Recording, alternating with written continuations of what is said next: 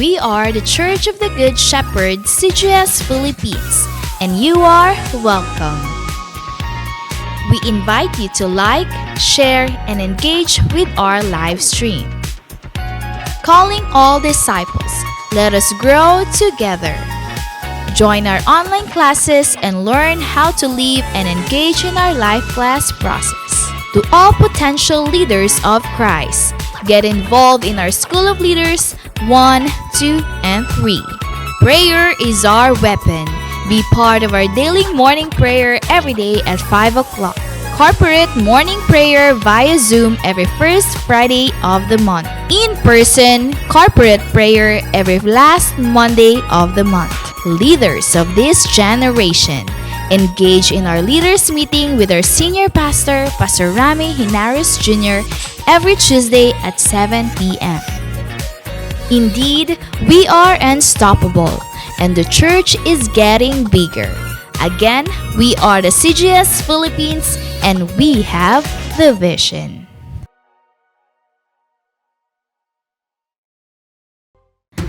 The Church of the Good Shepherd, CGS Philippines, is a vision-driven church committed to manifest and apply the G12 core values.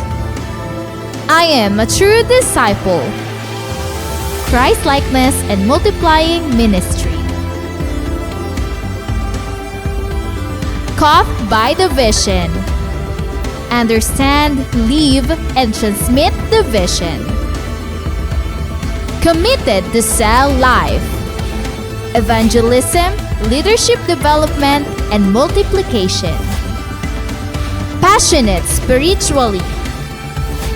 Devotional life, prayer and fasting, and holiness. Submission to authority. Love, honor, and respect my leaders. Commitment to time. Manage and invest my time for the kingdom. Lifelong relationship. Accountability and responsibility. I love equipping and training. Training is my happy hour. I am a leader of 12 disciples. I am born to multiply. Accomplishing church goal setting. I support, help, and fulfill the goals. I want to see my church grow. Pray, work, and invest. The importance of young people. I will prepare the next generation.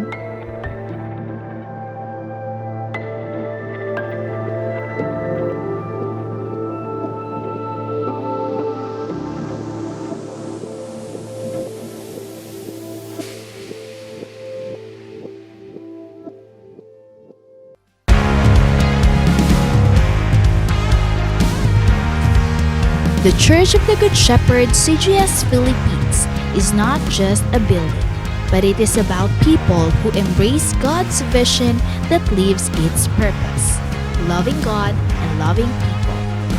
Previous years might be tough years due to the pandemic, but because of God's faithfulness to His church, the vision became even clearer and the calling of His disciples became louder.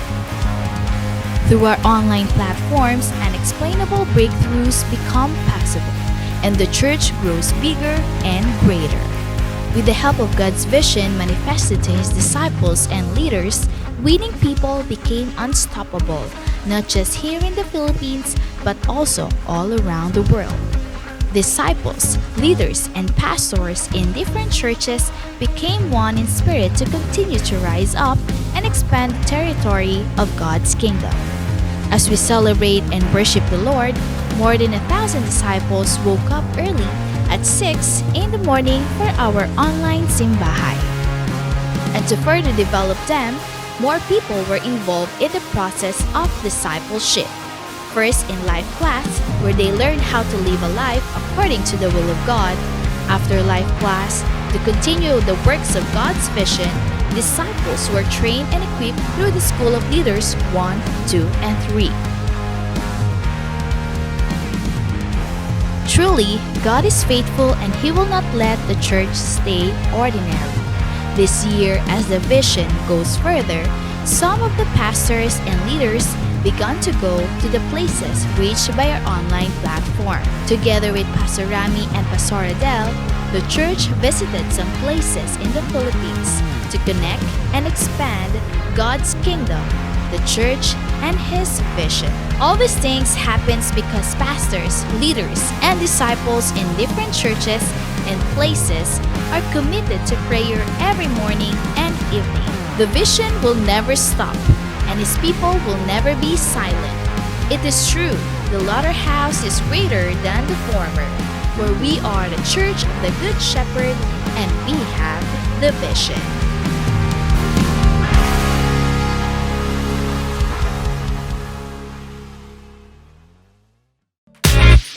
We are the Church of the Good Shepherd, CGS Philippines, and you are welcome.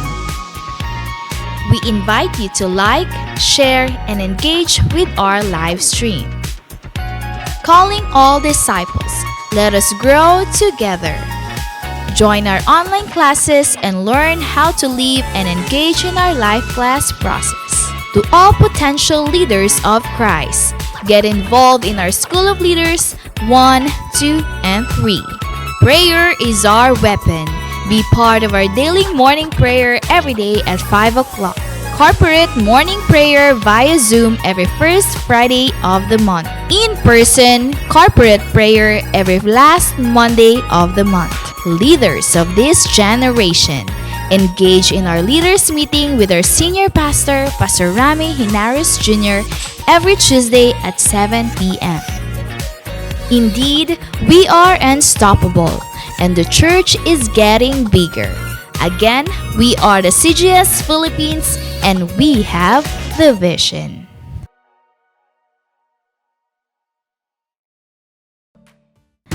The Church of the Good Shepherd, CGS Philippines, is a vision-driven church committed to manifest and apply the G12 core values. I am a true disciple. Christ-likeness and multiplying ministry. Caught by the vision. Understand, live, and transmit the vision. Committed to sell life. Evangelism, leadership development, and multiplication. Passionate spiritually. Devotional life, prayer and fasting, and holiness. Submission to authority. Love, honor, and respect my leaders. Commitment to time. Manage and invest my time for the kingdom. Lifelong relationship. Accountability and responsibility. I love equipping and training. Training is my happy hour. I am a leader of 12 disciples. I am born to multiply.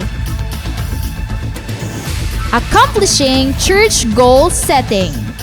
I support, help, and fulfill the goals. I want to see my church grow. Pray, work, and invest. The importance of young people. I will prepare the next generation.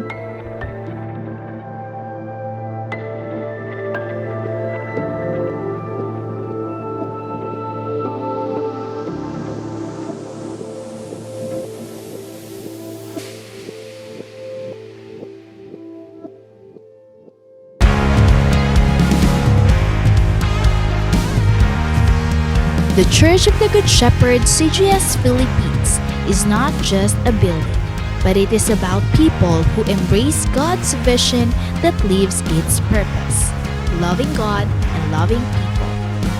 Previous years might be tough years due to the pandemic, but because of God's faithfulness to His church, the vision became even clearer and the calling of His disciples became louder. Through our online platforms, unexplainable breakthroughs become possible, and the church grows bigger and greater. With the help of God's vision manifested to His disciples and leaders, winning people became unstoppable, not just here in the Philippines, but also all around the world.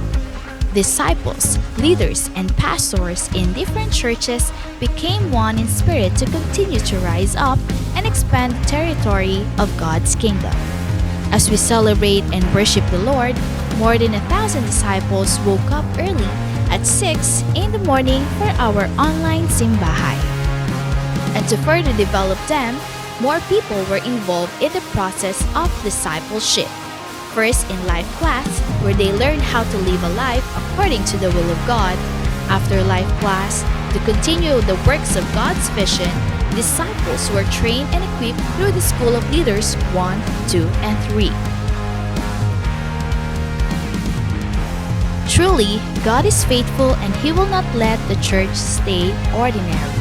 This year, as the vision goes further, some of the pastors and leaders began to go to the places reached by our online platform. Together with Pastor Rami and Pastor Adele, the church visited some places in the Philippines to connect and expand God's kingdom, the church, and His vision. All these things happens because pastors, leaders, and disciples in different churches and places are committed to prayer every morning and evening. The vision will never stop, and His people will never be silent. It is true, the latter house is greater than the former, where we are the church of the Good Shepherd and we have the vision.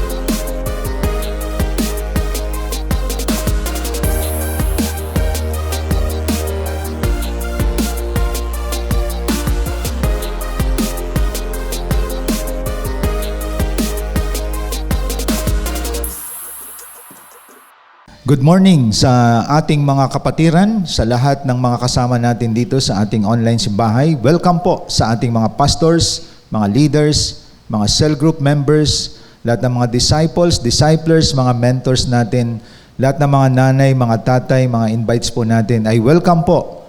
Lahat ng mga nasa Luzon, Visayas at Mindanao, mga faithful follower, disciple of the Lord Jesus Christ ay welcome po sa oras na ito.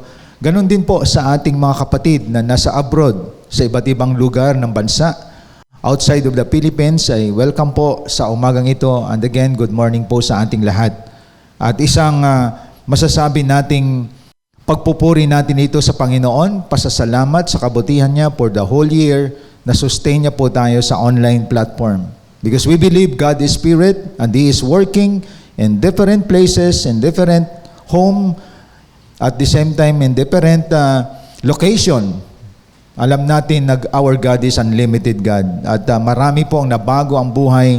Marami ang minsan pa ay nakita natin ang himala ng Diyos sa buhay ng ating mga kapatiran at patuloy na naglilingkod sa Panginoon. Kaya again, welcome po sa ating pagsamba dito sa online platform. At simulan natin ang lahat sa ating panalangin. Dakilang Diyos na makapangyarihan sa lahat, nagpapasalamat kami sa panibagong buhay at lakas na pinagkaloob mo sa amin. Maraming salamat sa iyong paglingap sa amin, Panginoon. Ilang weeks na lang, Panginoon, or araw, iwanan na namin ang 2025 at nakita namin, O Diyos, ang iyong pangangalaga sa buhay namin.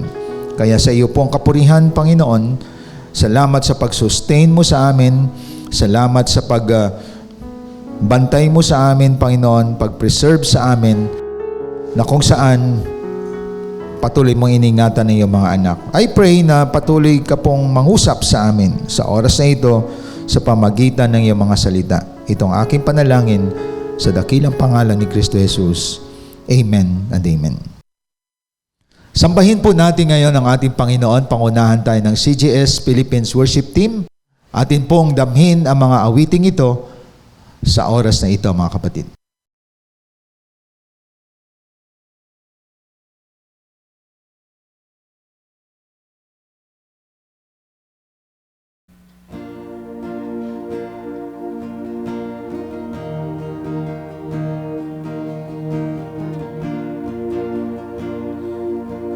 Sa oras na ito, Panginoon,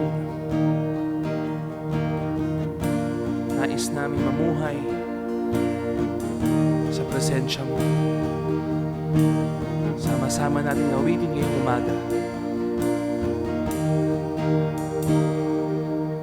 Walang salita ang di mo maririnig,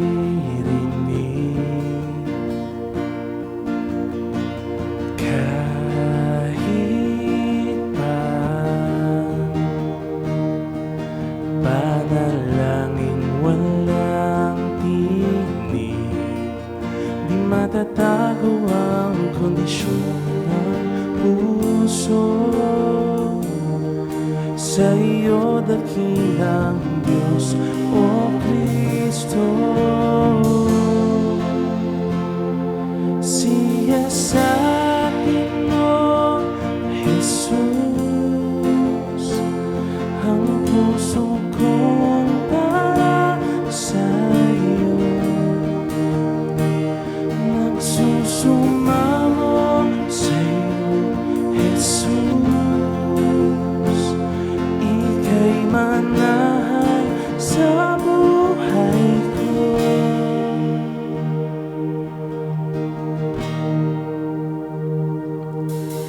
Walang salita ang di mo maririnig,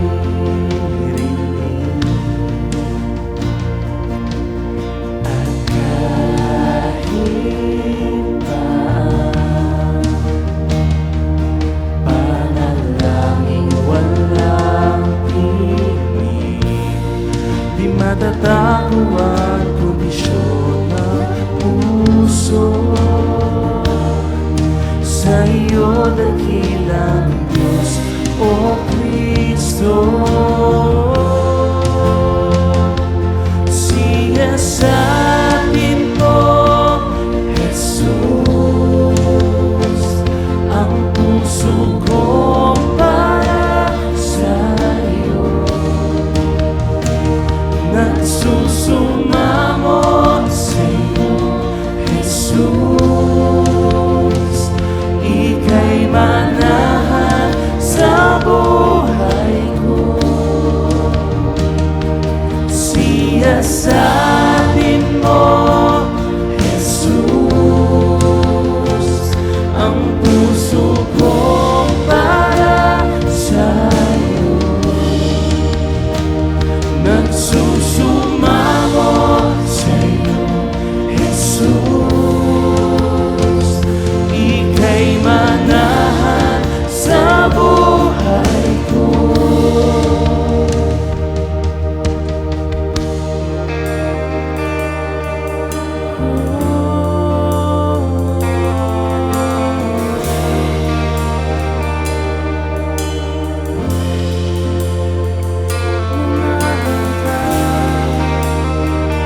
Manahan ka, Panginoon.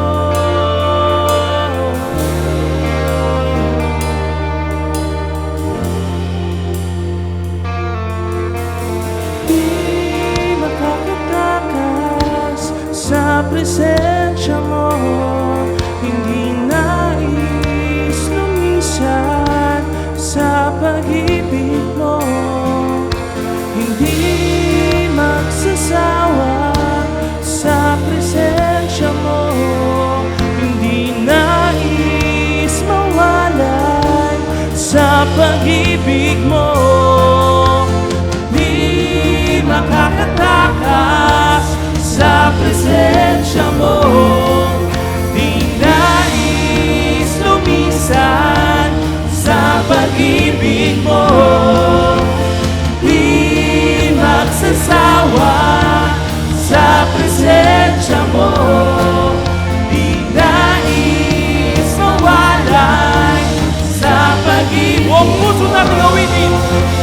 Di makakatakas sa presensya mo, hindi nais lumisan sa pag-ibig mo, di magsasawa sa presensya mo, di nais mawalan sa pag-ibig mo.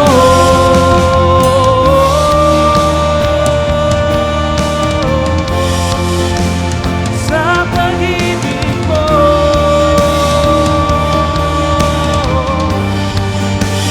sa pag-ibig mo.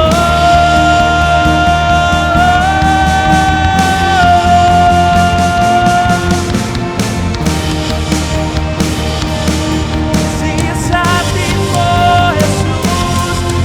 Siyasabin mo, Jesus, ang puso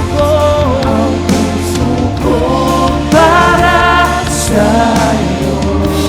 Hallelujah! Nagsusumamo sa'yo, Jesus. Ika'y manahan sa buhay ko. Minsan ba? Siyasabin mo, Jesus, ang puso ko para sa'yo. Nagsusumamo sa'yo, Jesus. Ika'y manahan sa buhay ko. Di makakatakas sa presensya mo, di nais lumisan sa pag-ibig mo, di magsasawa sa presensya mo, di nais mawalan sa pag-ibig mo, di makakatakas presensya mo. Di nais lumisan sa pag-ibig mo. Di magsasawa sa presensya mo. Di nais mawala sa pag-ibig mo. Di makakatakas sa presensya mo. Di nais lumisan sa pag-ibig mo. Di magsasawa sa presensya mo. Di nais mawalay sa pag-ibig mo.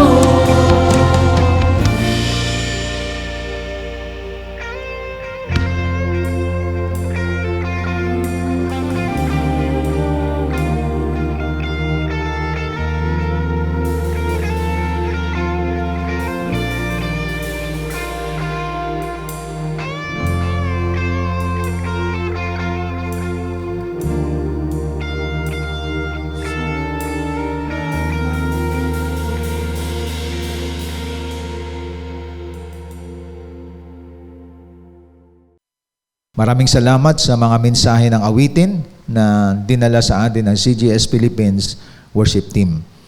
At minsan pa ang ating mga gadget, notebook, ballpen, at the same time mga Bible natin na maaring nandyan din sa gadget ninyo.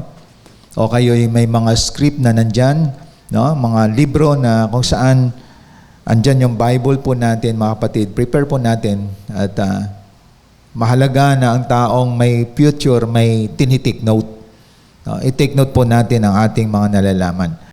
And continue po tayo na tumutok dahil ito ay oras mo at ang oras ng Panginoon pagsalusaluhan natin ang kanyang mga salita. Ang pag-usapan po natin ay matatagpuan sa Proverbs chapter 1. Simulan natin sa verse 7. Ang paggalang at pagsunod kay Yahweh ay pasimula ng karunungan. Ngunit walang halaga sa mga mangmang ang aral at mga saway. Akyat po natin sa verses 3 and 4. Itinuturo nito ang matuwid na paraan ng pamumuhay, katuwiran, katarungan at katapatan. Mabibigyan nito ng talino ang mga walang karanasan at ang mga kabata ay matuturuang magpasya ng tama. Ngayong umaga, ang ating pag-usapan ay makikita sa Proverbs o kawikaan. At ang sumulat nito ay isa sa wise person na kung saan tinanong siya ng Panginoon, ano ba ang nais mo sa iyong pagiging young person, pamumuno sa bayang Israel? Alam nyo, ang sinabi ni Haring Solomon, Panginoon, ang hinihiling ko, karunungan sa pamamahala ng bayan. Hindi siya humiling ng kayamanan, hindi siya humiling ng mahabang buhay, hindi siya humiling na siya ay magiging famous. Ang hiniling niya sa Diyos, wisdom. Bigyan mo ako ng wisdom, Lord. At dahil dyan, sabi ng Diyos, dahil hiningi mo ang karunungan, lalo kitang payayamanin. Kaya ang ginawa ng Diyos, pinayaman si Haring Solomon. Itong taon na to, matatapos natin ang year 2025. Sa pamumuhay po ba natin, meron tayong wisdom? Pinaka-importante sa lahat, wisdom sa ating pagpapasya, wisdom sa ating buhay, destinasyon ng ating mga direksyon sa buhay. Napakahalaga ng wisdom. Sa mga choices natin, mahalaga ang wisdom. Kaya nga, ngayong umaga, ating i-evaluate ang ilang nakalipas na buwan na iniwanan natin. Naging wise ba tayo? At may pagkakataon tayo as we face 2026, huwag nating hayaan na hindi makita sa atin ang wisdom. That is why ang paksa natin sa umagang ito is about wise living. May karunungang pamumuhay. Dahil sinabi nga doon sa Corinto chapter 3, kung tingnan natin sa 1 Corinthians chapter 3 verse 19, ang karunungan ng mundong ito ay kamangmangan sa Diyos. Kaya ang wisdom na ating hihingin sa Panginoon, o maaring wala ka pa nito, ito yung ating i-desire. Not the wealth, not the long life, or anything na nakukupas, kundi sa ating paglalakbay na patuloy tayong binibigyan ng Diyos ng buhay, we need to ask wisdom in our choices, in our planning, mga kapatid, in our direction in life. We need wisdom from God. That is why ang paksa natin is about wise living. The book of Proverbs is a book of wisdom. Ang tandaan natin sa likod ng wisdom na ito ay si Jesus Christ. At dapat nating malaman, mga kapatid, iba ang wisdom sa knowledge. Bago tayo pumasok sa pag-usapan natin, may kaibahan ang wisdom sa knowledge. Ang knowledge, memorize mo ang Genesis to Revelation. Ang knowledge, ganito yan. You seek first the kingdom of God. Alam mo yon. Pero tanghali ka na nagising. That is what we call, you have knowledge but you have no wisdom. Ang wisdom, yung kaalaman mo, pinamumuhay mo. Halimbawa, kino-confess natin, seek ye first the kingdom of God and His righteousness. Nasa morning prayer ka. Nasa pasimulan mo ng pag-aaral ang salita ng Diyos. Hindi ka nawawala, on time ka sa pagsamba sa Diyos, even in online platform. Ibig sabihin, ang taong may wisdom, ginagawa niya ang kanyang kaalaman. That is wise living. Ibig sabihin, kahit Harvard University ka pa, kahit graduate ka pa sa mga sikat na school, pwedeng may kaalaman ka, pero wala kang karunungan. Ang karunungan, sinasagawa ang kaalaman. At yun ay malinaw sa atin. And we need to live a wise living life. Mahalaga na tayo ay namumuhay na may karunungan. Ngayon, tingnan natin. Ilang weeks na lang, lingunin mo yung nakaraan mo. May wisdom ba akong pinamumuhay? O puro ako kamangmangan? Na parang mag-e-end ng year na to, puro kamangmangan ang nagagawa ko. Puro kulang, kapos. Marami akong alam, pero hindi ko naman ginagawa.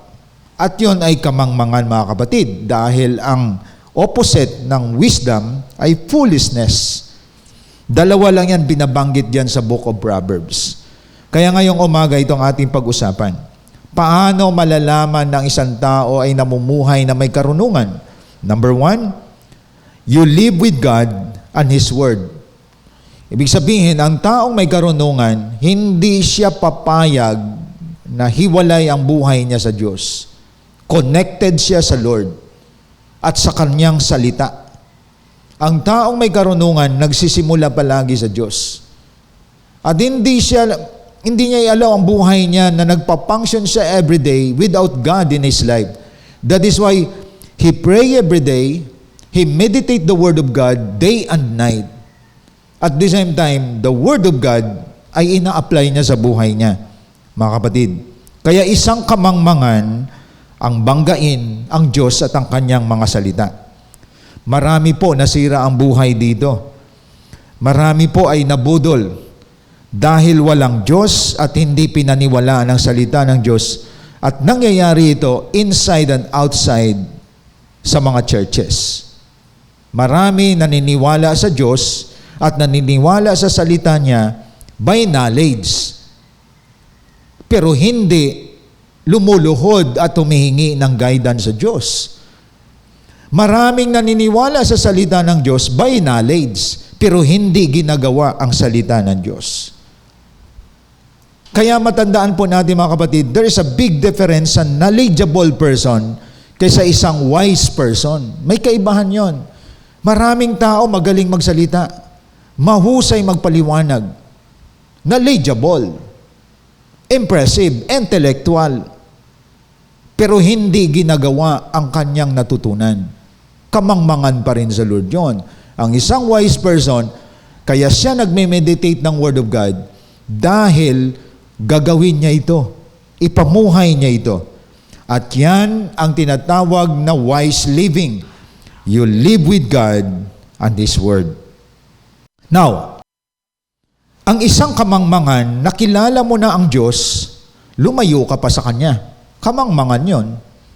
Yung magtatapos ang taon, pag tiningnan ka, wala ka na sa cell group, wala ka na sa pagsamba, wala ka na sa pagbabasa ng salita ng Diyos, kasama mo na maling tao, maling barkada, at isa ka na sa kumukontra sa discipleship. Ang tawag nun, kamangmangan, mga kapatid.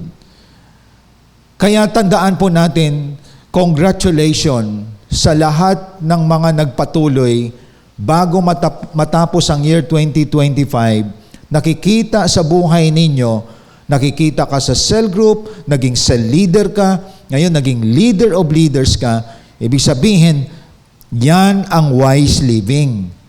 Hindi ka nawala sa circle of serving God.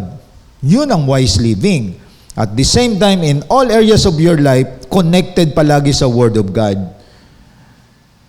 Nagpapasakop ka sa asawa mo, sumusunod ka sa magulang mo, ginagawa mo ang salita ng Diyos. It's not only about listening, but how you live the Word of God. How you believe God. Kaya ang usapan dito, simple lang, ang taong marunong, ginagawa niya ang kanyang napakinggan. Hindi niya ito tinambak lang sa utak niya. No? Kaya tandaan natin, mahalaga itong ating pinag-usapan. Huwag mangyari na natapos ang taong ito, puro kamangmangan ang ginawa natin.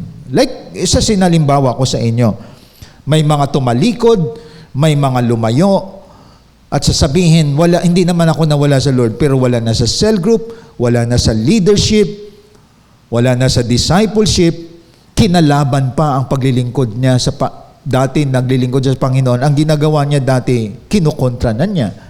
And that is foolishness. Kamangmangan yon, mga kapatid. Tingnan po natin ang Hebrews chapter 10 para makita po ninyo. Hebrews chapter 10, verse 26 to 31. Anong sabi dito sa Hebrews chapter 10? Matapos nating malaman at tanggapin ang katotohanan at sadyain pa rin nating magkasala, wala nang handog na may alay pa para sa ikapagpatawad ng ating mga kasalanan. Ang naghihintay na lamang sa atin ay ang kakilakilabot na paghuhukom at ang naglagablab na apoy na tutupok sa kaaway ng Diyos. Kita niyo, mga kapatid, mabigat yung sinabi sa 26. Yung natanggap mo na ang katotohanan, sinadya mo pa na ngayon na magkasala. At maraming gumagawa niyan. And that is foolishness before God. Kaya ang naghihintay sa atin kakilakilabot na paghuhukom at ang naglagablab na apoy na tutupok sa mga kaaway ng Diyos. Kita niyo po? Sabi sa 38, akyat po tayo sa 38, mga kapatid. Ang matuwid kong lingkod ay nabubuhay sa pamamagitan ng pananampalataya. Ngunit kung siya'y tatalikod, hindi ko siya kalulugdan.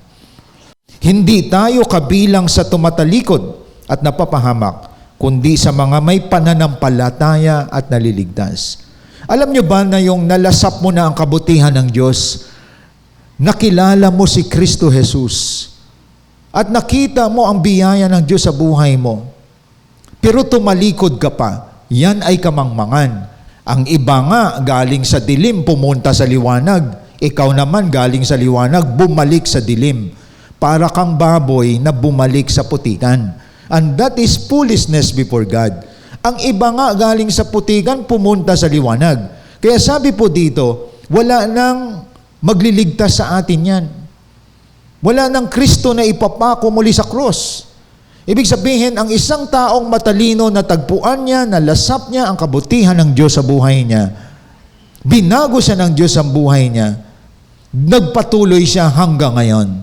So as we end this year 2025, congratulations sa mga marurunong na tao.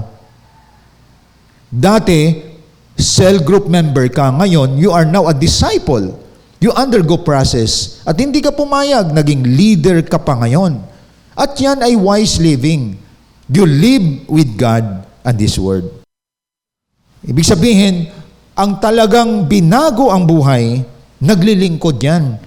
At hindi yan tatalikod. Kahit may pagsubok, may problema, may karamdaman, may kakulangan, lumalaban yan. At clear dito, hindi kinalulugdan ng Diyos ang mga tumatalikod. Hindi kinalulugdan ng Diyos yung mga puro salita, pero hindi naman nakikita sa kanilang mga gawa. Pero sabi dito, hindi ka kabilang sa mga tumatalikod at napapahamak, kundi sa mga pananampalataya, sa may pananampalataya at naliligtas. Kaya tandaan po natin, ang wise person, makikita mo, palagi siya nagsisimula sa Diyos. At ang dahilan kaya sa nagdi-devote ng buhay niya sa Word of God, ang manual niya na dapat niya ipamuhay, hindi yung mga bulong-bulong, hindi yung sinabi ng opinyon ng kanyang kabarkada o kaibigan, kundi galing mismo sa salita ng Diyos. Naalaala ko, nung wala pang pandemic, marami kaming pastor na magkaibigan dito sa Las Piñas.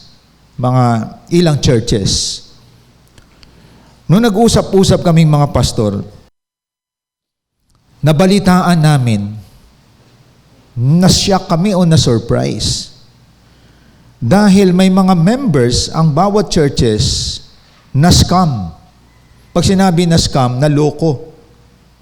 Wala pang COVID nun. At nag-usap-usap yung mga pastor, sabi nila, may miyembro pala kaming milyonaryo. May mga milyonaryo pala kaming miyembro. Natuklasan namin, milyones ang ninakaw sa kanila.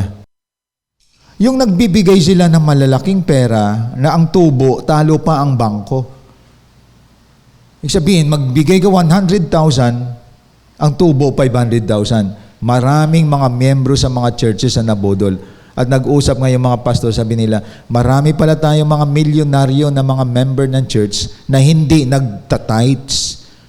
Kaya ninakaw ng mananakmal ang kanilang mga salapi. Kita niyo mga kapatid?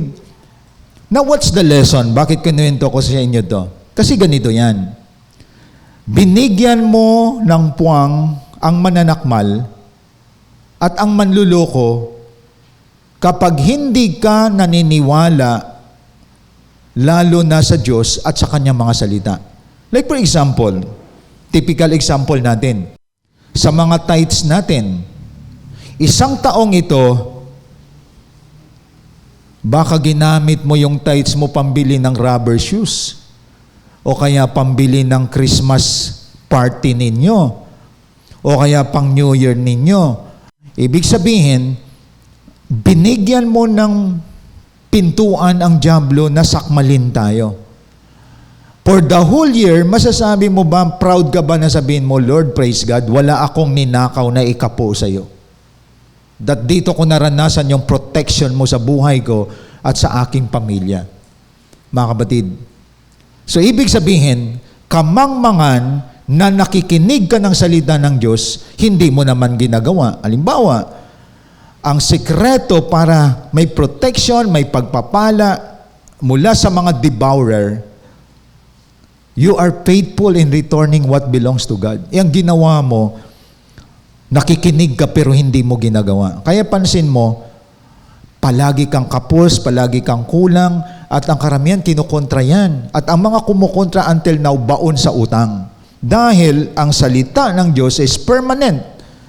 Permanent yan. And the Word of God is final. Either you believe it or not. Kaya malaking disadvantage ang hindi naniniwala sa salita ng Diyos. Selective ka lang sa pinaniwalaan mo. Nakita niyo mga kapatid? Yung hindi ka nagpipray, hindi ka nagdi-devote ng sarili mo, hindi ka sumasama sa cell group, pero nakikinig ka lang ng Word of God, walang nangyaring pagbabago sa buhay. Kaya tandaan natin mga kapatid, ang wise living in the area of your finances, binabalik mo ang para sa Panginoon. And the area of transforming of your life or transformation of your life, nagpapagamit ka sa Lord, naglilingkod ka sa Kanya. Hindi kayong Kabig ka lang ng kabig. 1 taon hindi ka ginagamit ng Panginoon. Naging bonjing ka ngayon sa church ninyo. Naging patabain ka sa church. So sa halip na ikaw ay magiging asset, naging burden ka pa. Kaya ako'y nagpapasalamat, natutuwa na sa 5 years mahigit na natin sa online, maraming lumitaw dyan na naging leaders. Yun ang mga wise people na nakita nila binago ako ng Diyos. Inayos niya ang buhay ko. Dapat gamitin din ako ng Diyos para baguhin ang ibang buhay. Yun ang wise person. Hindi po tayo patabain. Hindi po tayo palamunin. Na nakita mo, hindi po pwede dito, binlis ako ng Lord. At nang pinagpala ka ng Lord financially, you are faithful na ibalik ang para sa Kanya.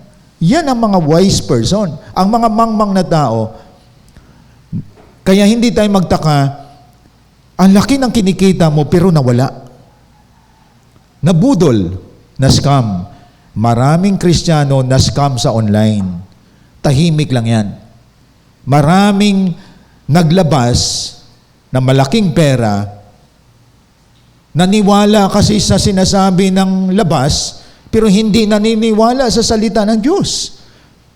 Saan ka nakakita? Pinaniwalaan mo yung mga tao na manluloko, pero hindi ka naniniwala sa sinasabi ng Biblia. At anong tawag nun? Kamangmangan, mga kapatid. Kaya ang tanging protection natin, tandaan natin yon.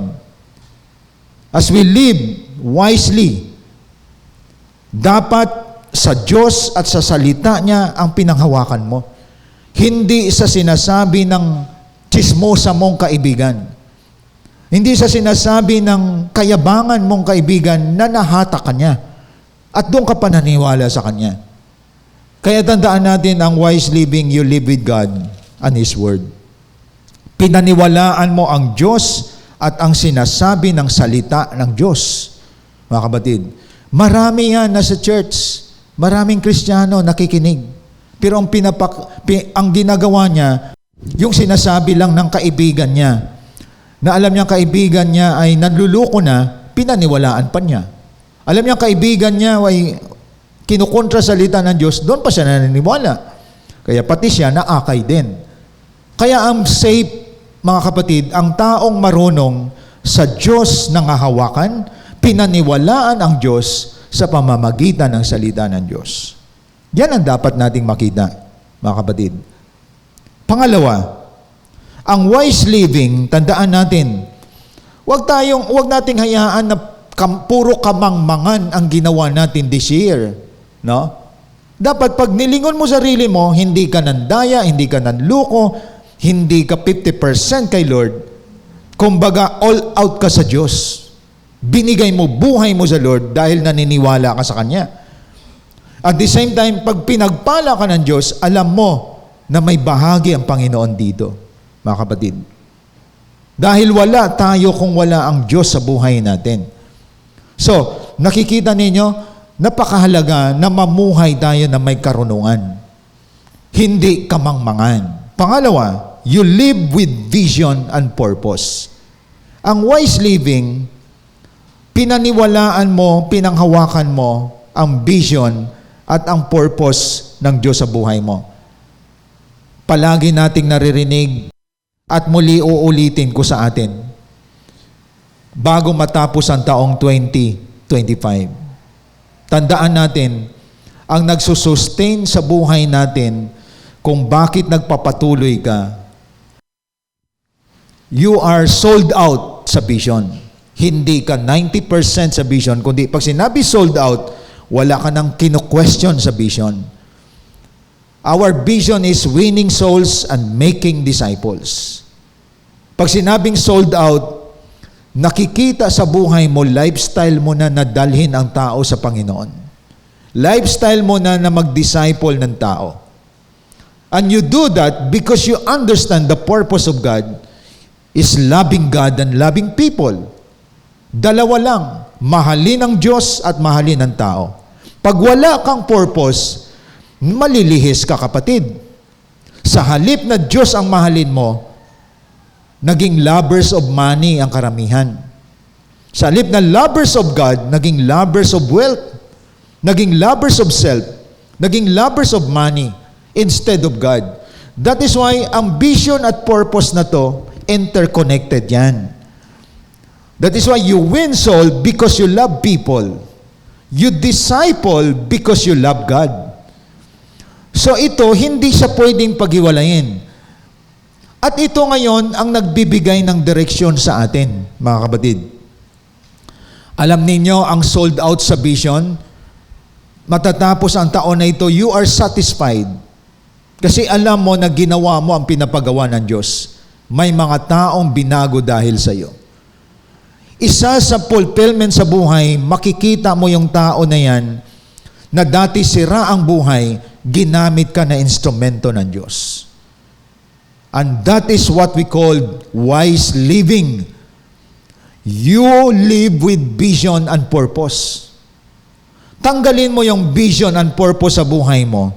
Kaya kang hatakin ng mga tao na walang pangitain. Kaya kang lasunin ng kasiraan ng iba. Nakita niyo mga kapatid? Kaya nga ako, pag sinabi vision, 3 palagi ang nasa utak ko.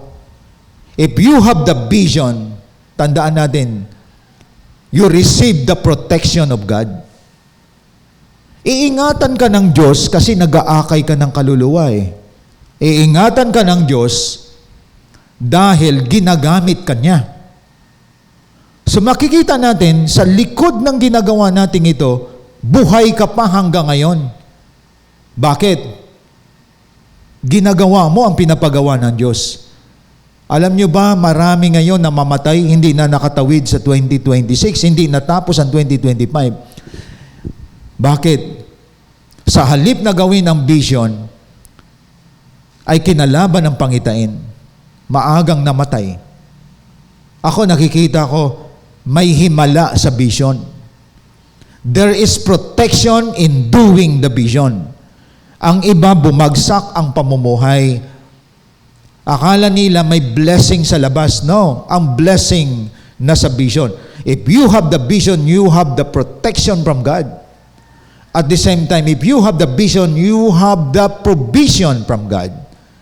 There is no shortage if you have the vision from God. No shortage of provision if you embrace the vision. Nakita niyo mga kapatid? Kaya napapansin ko, as we end the year 2025, mga 13 places na napuntahan namin, iba't ibang kultura, iba't ibang lugar, pero nandoon ang provision ng Diyos. Andoon ang pag-iingat ng Panginoon sa mga mission na ating napupuntahan. Na kung saan naging extended blessing tayo or extension of blessing tayo sa mga places na ating napuntahan. Because we do the vision. And I believed in doing the vision, there is God's provision. Hindi ka pagkukulangin. Hindi ka kakapusin. At hindi lang ako ang nagsasalita dito, kayo din. Kayong gumagawa sa vision, mapapansin ninyo, sometimes nasaid ka, nawalan ka. Pero may taong ginagamit ang Lord para i-provide ka, para gamitin sa vision in winning soul and making disciple. Ang masarap, yung ating tinatangkilik, yung kinikita ng bawat isa, may bahagi ang Diyos para baguhin ang buhay ng ibang tao. At yun ay isang kaisipan ng taong matalino, isang taong may karunungan. Ang mangmang na tao, pag kumikita, alak, sigarilyo, sugal, babae, kalayawan, gala. Kamangmangan yon. Ikaw, pinagkatiwalaan ka ng Diyos, pinayaman ka ng Diyos, dahil ang anumang wealth o kayamanan na meron ka, gagamitin ko to para may mabago ang buhay. Gagamitin ko to para may tao akong maabot. Mayaya ko siya sa isang kainan at i-share ko ang gospel. Alam nyo ba sa pag-share ng gospel, sa pag-abot ng mga souls, napaka-expensive ito. Para lang mabago ang buhay ng tao. But you are a wise person. Ginagastusan mo ang iyong biyahe, ginagastusan mo ang isang tao, nilalapit mo siya sa Panginoon, nag-i-invest ka sa Kanya para lamang mabago ang kanyang buhay. And that is what we call wise living. You live with vision and purpose. Nakita niyo mga kapatid? Ibig sabihin, ang taong may vision, nakita ko may direksyon, may fulfillment, dahil nagmi-mission siya. So kapag may mission ka, may vision ka. Pero kung ikaw ay nandyan lang sa bahay nyo, nakamukmok, nag-iisa, nagtatago, that is self-centered life. That is selfishness. And there is no fulfillment on that. And that is foolishness. Tandaan natin, kamangmangan yan. Yung nabubuhay ka na para lang sa sarili mo. Nawala yung purpose. Instead of loving God and loving people, nawala. Kaya ako naniniwala, kapag may vision, may protection, may provision si Lord, mga kapatid. At the same time, may preservation siya. Ipipreserve ka niya na hindi ka lang mabubuhay sa 2026, kundi more years to come. 2030, 2040, God will extend your life because you're doing the vision. Kita niyo mga kapatid? Bakit papahabain ni Lord ang buhay natin kung naging pasaway naman tayo sa mundong ito? Araw-araw marami na mamatay na walang Panginoon. Araw-araw maraming nagpapakamatay. Maraming namamatay at maraming nagpapakamatay. Nabalitaan natin, isa sa mga mayaman, nagpakamatay dahil walang pangitain. Short-sighted sila. Short-sighted is ang kayamanan, nakapokus sila sa kayamanan, minahal ang kayamanan. Kaya tandaan natin, pag mali ang minahal, mapapahamak po tayo. Instead of loving God and loving people, naging lovers of money and lovers of self. Kaya pag wala ka ng wealth at mabibisto ka na yun ay nakurap mo yan, gagawin mo, magpakamatay. There is no God there. And loving self naman, pag wala nang nagla-like sa'yo, wala nang hindi ka nasikat, kahit ano gawin mo, madidepress ka. Wala nang taong pumapansin sa'yo, madidepress ka kasi you are self-centered person. Wala nang humahanga sa'yo. At marami din dyan nagpapakamatay. Yung isip mo sa sarili mo, ako may mali, wala akong kwentang tao, ako may kulang, mismo, tinorture mo sarili mo. Kaya tandaan natin, iba ang purpose. Loving God, loving people. Wala yung sarili mo dyan. Kasi puno ka na kay Kristo Jesus, mga kapatid. That is why, ang wise living, you live with vision and purpose. Dala-dala mo yan. Kaya natapos ang taong ito, you are fulfilled. You are satisfied. Kasi sa loving God, it's not about yourself but God. Loving people is not about yourself but God, but people, your fellow. So mapapansin ninyo, yun ang ibig sabihin ng discipleship. If you want to follow me, forget about yourself. At marami po nagtagumpay dyan, mga kapatid. Kaya ang taong self-centered, self-seeking, yung taong kulang sa pansin, yan ang mga taong selfish at walang kasiyahan ang buhay nun. Alam niyo ba ang dahilan? Dahil walang Diyos ang puso niya. Sarili niya ang kanyang Diyos. That is why wise living, you live with vision and purpose. At yan ang dapat na makita sa atin, mga kapatid. Dapat nating tandaan, kulang ang buhay kapag wala kang pangitain. Kapos ang buhay kung hindi mo alam ang purpose mo sa buhay. Kaya ang dapat nating pasalamatan, kayong mga disciples, mga leaders, kayong mga nakakilala sa Panginoon, paigtingin ang vision at purpose sa buhay mo. Ito ang nagpapanatili sa atin. That is why there is God's protection, there is God's provision, and there is God's preservation. You know why? Because you live with vision and purpose. At naway sa umagang ito nakita ninyo, maaring hindi nyo ito pinaigting this year. Huwag niyong hayang matapos ang taong ito na hindi nyo binubuhay ang vision and purpose. Ako nakita ko, there is fulfillment, there is satisfaction, if you do the vision well, and you do the purpose of God well, na hindi ka talunan, hindi ka yung tipong walang direksyon ng buhay, hindi ka nadadaig ng opinion ng iba, kasi ito ang focus mo, mga kapatid. And that is a wise living. Even though you have a family, you have a business in life, even though you are what we call this, an employee or employer, but still the vision is there. Kahit na family man ka, ang vision is there. Ang purpose nandyan sa pamilya mo, sa hanap buhay mo, sa negosyo mo. At makikita mo, may nangyayaring kakaiba dahil hindi mo binitawan ang vision and purpose of God in your life. Kaya tandaan natin, living wisely or wise living, you live with God and His Word. At the same time, you live with vision and purpose. Then the last, you live with the right people. Tandaan natin yon. Ang taong matalino, may karunungan, identify niya sino ang mga tamang tao sa buhay niya at ang mga maling tao sa buhay niya. May nalaman nga ako na medyo nagkaroon ng regrets. Nagkaroon ng tinatawag na pupwedeng nabudol at inaamin din maling tao kasi ang aking pinuntahan. Tandaan natin sino yung mga maling tao para ma-identify natin. Ang mga maling tao, hinahatak ka palayo sa Diyos. Ang mga wrong people, yung kaibigan mo dati na lumayo sa Diyos, binalikan mo pa. At sa halip na makinig ka sa leader mo, nakinig ka sa kanya, nilason ka niya, isa ka na rin sa may balak tumalikod. Ibig sabihin ng mga wrong people, wala ng devotion yan, wala ng prayer life yan, puno ng kadramahan ang buhay niyan.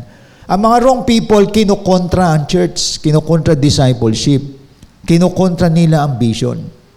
At ikaw naman, nahabag, pumunta ka diyon, nakipagsimpatya ka, gusto mo dalhin pabalik. Kapatid, si Lord ang nagpapabalik, hindi ikaw. Ang nangyari, ikaw ngayon ang nahatak, bumalik ka din sa dilim. Kaya tandaan natin, you are not God to change the lives of people. Ibig sabihin, ang abutin natin, zero knowledge about God. Ang abutin natin, yung mga taong hindi pa nila nalasap ang kabutihan ng Diyos. Mga tao na kung saan wala silang kaalaman patungkol sa Panginoon. Pero mahirap abutin yung alam na niyang katotohanan, alam niyang kaligtasan, alam niya na ang salita ng Diyos, naranasan niya na ang Panginoon, tumalikod pa siya. Alam niyo, mahirap balikan yan. Baka ikaw ang kakainin ng buo dyan. Ang abutin natin yung wala pang salvation, wala pang kaligtasan, hindi pa nila naranasan ang pagbabago ng buhay. Tandaan natin mga kapatid, yun ang mga i-reach out po natin. Yung mga sinasadyang tumalikod, wag nating abutin yon. Dahil gusto talaga nila sa kapahamakan. Yung mga tao na nadimlan sa katotohanan, yun talagang dapat nating abutin. Na hindi nila alam ang kaligtasan. Kaya tandaan natin, we need to live with the right people, not to the wrong people. Ang wise living, diyan ka palagi nakakonect sa mga right people. Sino yung mga right people? Kasama mo sa cell group. Kasama mo sa pagsamba. Right people, your spiritual leader. Yung palaging nagko-correct sa iyo, nagsasaway sa iyo, sinisermonan ka, kasi nais niya, pagdating mo sa langit, perfect ka na. Iwasan yung mga tao na binubola ka. Iwasan niyo yung mga tao na wala man lang nasabing pagsaway sa iyo. Tandaan natin, mga kapatid. Kaya yung mga, tandaan natin, ang mga right people, ito yung mga tao na walang katapusan na correction ang ginagawa nila sa buhay po natin. Walang katapusang pagtutuwid. At hindi yan panunumbat. Wala silang hindi sila nanunumbat, kundi tinutuwid po nila tayo, mga kapatid. So, ang wise person, You live with the right people, not to the wrong people. No? Kasi ang mga wrong people, dinidespise nila, ino-oppose nila ang ministry. Lalo na yung winning souls, yung discipleship. Kaya you need to keep distance with them. Embrace the right people. That is your cell members, cell leaders, your pastors, your mentor, yung mga taong palagi kang nire-remind. Sila yung mga taong tama na binigay ng Diyos sa atin. Huwag natin silang kalabanin. Let us honor those people. Sila yung mga tao na dinala tayo sa isang maayos na pamumuhay. That is our mentor. Spend time with them. Binless na ba natin yung mga mentor natin, mga leaders natin? Sila yung pasalamatan natin. Kamangmangan yung naniwala ka pa sa isang tao na wala nang ang pinatunayan, sira na ang buhay, pinaniwalaan mo pa. At sa kanya ka pa nakikinig. Eh di mas masahol ka pa sa kanya na mangmang. Yung nakikinig ka sa isang mangmang, nakita mo naman na wala na siyang patutunguhan at hindi na siya nakikinig ng payo, nakisempatya ka pa. E di pati ikaw nasira na rin ang buhay mo. Tandaan natin, ang inaabot natin, wala pang Diyos ang buhay. Wala pang Kristo ang buhay. Pero yung nananadya na tumalikod sa Diyos, hindi yan natin inaabot. Nakilala na niya ang Diyos, ayaw niya sa Diyos. Tandaan natin. Naranasan niya ng pagbabago ang buhay. Gusto niya ng buhay na luma. Huwag mo nang sadyain yon dahil masisira ka dyan, kapatid. Kaya live with the right people. As we end this year 2025, kaya ka naging ganyan, kaya ka naging maayos, you stick with the right people. Kasi marami akong nalaman, matino, maayos, binulungan, kasi hindi nagdi-devotion sa bulong na kinig, absent sa cell group, pero pinupuntahan yung mga lumang kaibigan na sira ang buhay, ngayon wala na din siya. Ibig sabihin, gusto niya sa luma, gusto niya sa mga sira. Kaya tandaan natin, that is foolishness. Kamangmangan yan, mga kapatid. Kaya congratulations sa mga wise people. You are become wiser and wiser, and you reach out more people to become wise. Marami kang binago ang buhay at mababago pa ang buhay ng mga taong yan. Kaya wise living, hindi nasayang ang buhay mo sa mundong ito. Kapaki-pakinabang ka sa kaharian ng Diyos. Hindi ka pasaway. Hindi ka kabilang sa mga tumatalikod. Ito yung sinabi sa Proverbs na binasa natin.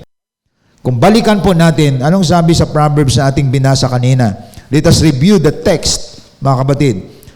Para makita ninyo, ito pala ang buhay na may karunungan. Ano sabi sa Kawikaan? Balikan po natin muli. Kawikaan, chapter 1, verse 3. Itinuturo nito ang matuwid na paraan ng pamumuhay. Ang iba naman, liko ang pamumuhay. Kamangmangan yan. Katuwiran, katarungan, at katapatan. Yan ang matuwid na paraan ng pamumuhay. Ibig sabihin, lumalayo ka sa mga sugal, lumalayo ka sa bisyo, lumalayo ka sa alak, sa sigarilyo, karunungan yon. Mabibigyan nito ng talino ang walang karanasan at ang kabata ay maturuang magpasya ng tama. Maraming mga suwail na kabataan ngayon dahil mga mangmang. Gusto nila palagi pleasure, mga entitled, ayaw nila na sinasaway sila. Mga mangmang tawag nun, mga kapatid. Kaya ang paggalang at pagsunod kay Yahweh ay pasimula ng karunungan. Kita niyo po? Sapat na ang Biblia upang magkaroon tayo ng wise living, mga kapatid. Kaya tandaan natin, live with the right people. In 1 Corinthians 15:33, tandaan natin, bad company corrupts good character. Ang masamang mga barkada sumisira sa pagkatao natin. Kaya maging choosy po tayo. Kung mag-abot ka ng mga tao, yung mga taong wala pa sa Diyos, huwag niyong abutin yung dati na sa Diyos, pumunta pa kay Satanas. Huwag niyo abutin yon. Gusto si Satanas eh. Gusto sa kadiliman. Ang abutin nyo, naghahanap. Seeking for the truth. 1 Corinthians 15:33. Ito yung basahin natin, no? Dito sa Live with the Right People, warning po ito sa ating lahat. 1 Corinthians chapter 15, verse 33. Anong sabi po dito? Huwag kayong paluloko. Ang masasamang kasama ay nakakasira ng mabuting pagkatao. At tandaan po natin, maging wise ka sa mga kaibigan mo. Kung may mga kaibigan ka na wala pa sa Panginoon, ikaw mag-impluensya. Huwag mo ngayaan, ikaw ang ma-impluensyahan. Ikaw dapat ang liwanag, lamunin mo ang dilim ng liwanag. Because you are a wise person. Ang mangmang na tao, nilamon ang liwanag ng dilim. Naniwala ka pa sa kamangmangan nila. Di po ba? Kaya huwag kayong paluloko. Ang masamang kasama nakakasira ng mabuting pagkatao. Lalo na sinisiraan ang discipleship, sinisiraan ang winning soul, sinisiraan ang church, tapos sinisiraan nila ang paglilingkod mo. Naniwala ka pa sa kanila, masahol ka pa sa kanila, mga kapatid. Kaya tandaan natin, you are wise. Don't allow yourself na yung foolishness ng mga kabarkada mo ay lamunin kanila ng buo. Kaya naway ngayong umaga nakita ninyo ang kahalagahan nito ng ating pinag-usapan. If you are wise this year, be wiser for the year 2026. Lalo kang maging wise, maging matalino. At tandaan natin, ang matalinong tao, hindi sa academics, hindi sa kaalaman. Ang matalinong tao, ginagawa niya ang kanyang napakinggan. Ang mga matalinong tao, dati nakikinig ka lang dyan. Ngayon, you are now a leader. Ang iba, 5 taon na puro pakikinig lang. Ayaw sila na gamitin. Ayaw nila na sila'y naglilingkod. Gusto nila pagpapala. So, tumataba ka na spiritually. Mga kapatid, kaya matampuhin ka, maramdamin ka, matitisurin ka, mapaghanap ka ng mali ng iba. Ang ginagamit, nakatingin palagi sa kabutihan ng kanyang kapwa at sa kapurihan ng Panginoon. Pag hindi kayo ginagamit sa paglilingkod, nakatingin ka palagi sa sarili mo. Marami akong trabaho, may ginagawa ako, may negosyo ako. Marami kang excuses, and that is not a wise person. Sa ating pagtatapos, a wise person lives and builds his life according to the plan and will of God for his life. Ang taong may karunungan, namumuhay siya at binibuild niya ang buhay niya ayon sa plano at kalooban ng Diyos, hindi para sa sarili niya, kundi ginagawa niya ang lahat dahil plano ito ng Diyos, kalooban ito ng Diyos. Naway ang mensaheng ito ay isang eye-opener sa atin. We must live a wise living life. Mamuhay tayo na may karunungang pamumuhay, hindi may kamangmangan na pamumuhay. Atin pong pagbulay-bulahin ng mensahe ng mga awitin, dadalhin sa atin ng CGS Philippines Worship Team.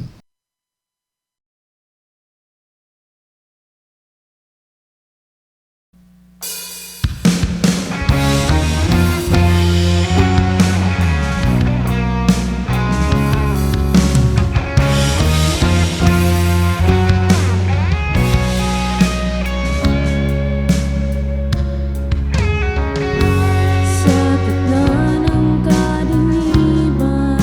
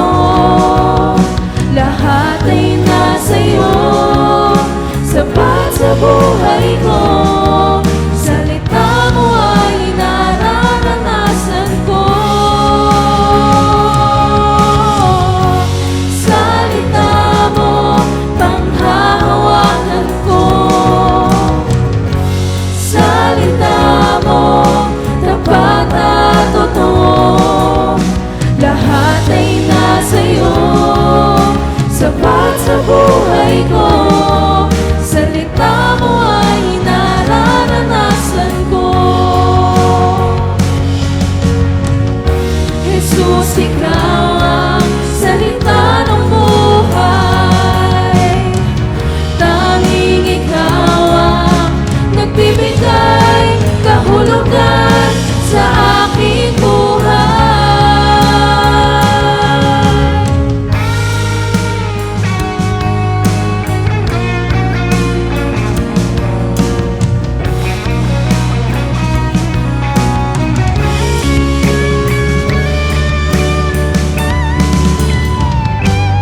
Salita mo, panghahawakan ko. Salita mo, tapat at totoo. Lahat ay nasa'yo, sapat sa buhay ko. Salita mo ay nararanasan ko. Salita mo, panghahawakan ko. Salita mo, tapat at totoo. Lahat ay nasa'yo, sapat sa buhay ko. Salita mo ay nararanasan ko. Nararanasan ko. Nararanasan ko. Nararanasan ko. Nararanasan ko.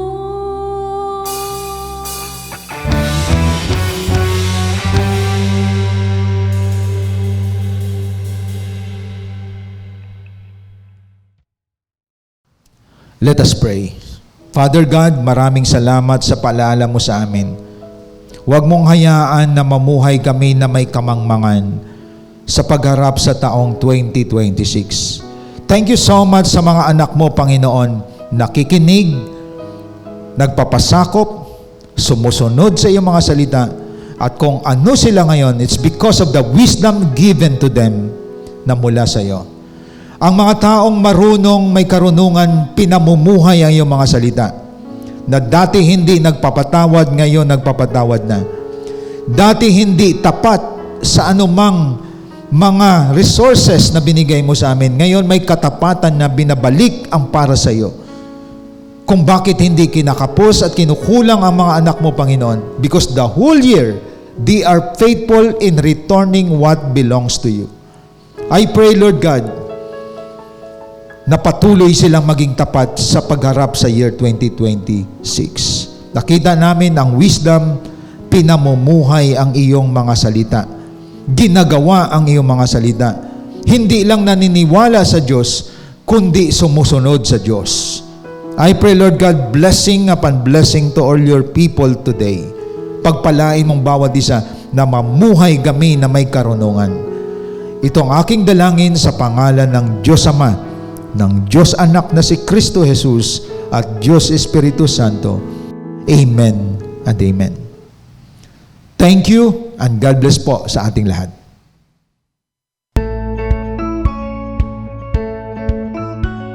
Hope you've been blessed by the message of God today as we continue to extend our calling in loving God and loving people even in online, and keep you more updated to our journey in God's vision. Connect to us wherever you are. Like our Facebook page, follow us on our Instagram account,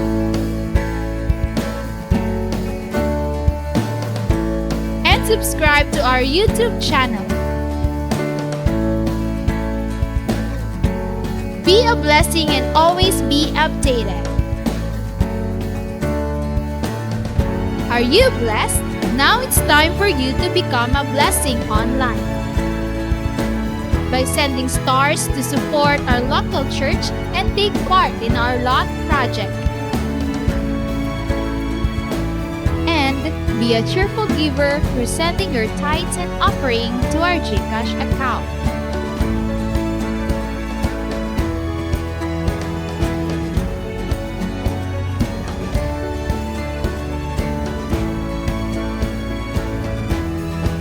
on our next online worship. Thank you and God bless.